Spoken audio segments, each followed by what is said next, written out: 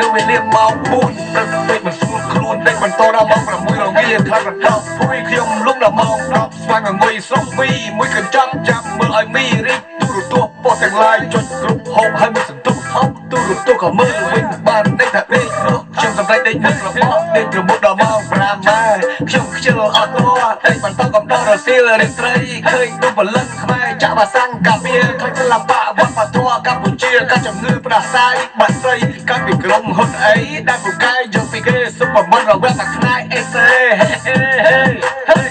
អើខ្មែរខ្ញុំស្រឡាញ់ជាងគេសុខសំដោពោពេញមានស្រាលបាំងដល់ត្រីប្រដេញរលើកដែលបោកប្រឡែងខ្ញុំសូមសន្តែងជួយថែរក្សាអើយថែរក្សាជួយថែសិល្បៈដូនតា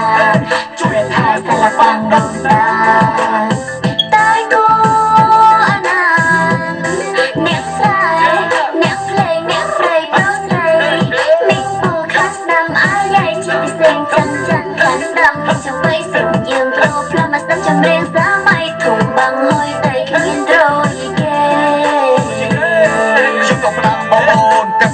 នឹងមន្ត្រីរាជការគូតែនាំគ្នាអាណិតសិល្បៈតន្ត្រីខ្មែរមានប្រព័ន្ធ7ឡើង7,167ប្រទេសនិង7យន្តហោះហើយនៅតែរាប់បន្ទាន់ហើយអ្នកគិតសុខខ្មែរហើយចាប់ចំណេញឆាប់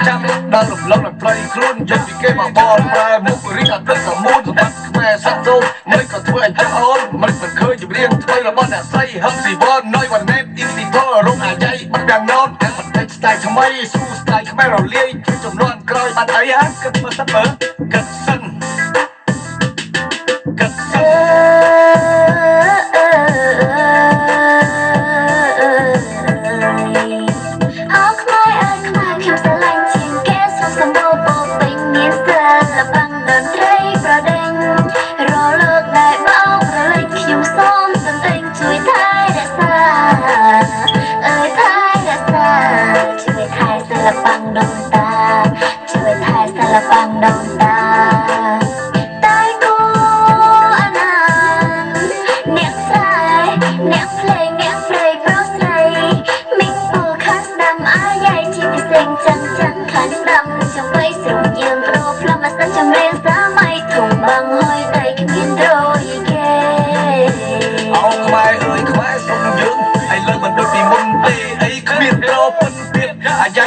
ឆ្លងចបៃដងវែកដងខ្លីប៉ុន្តែឥឡូវសម័យទំនើបពីចឹងហើយកំខាងក្មេងអីកើតមកដឹកដីក្នុងសម័យហឺហាប៉ុន្តែឥឡូវមានវត្ថុដែលមានសមត្ថភាពប្រើ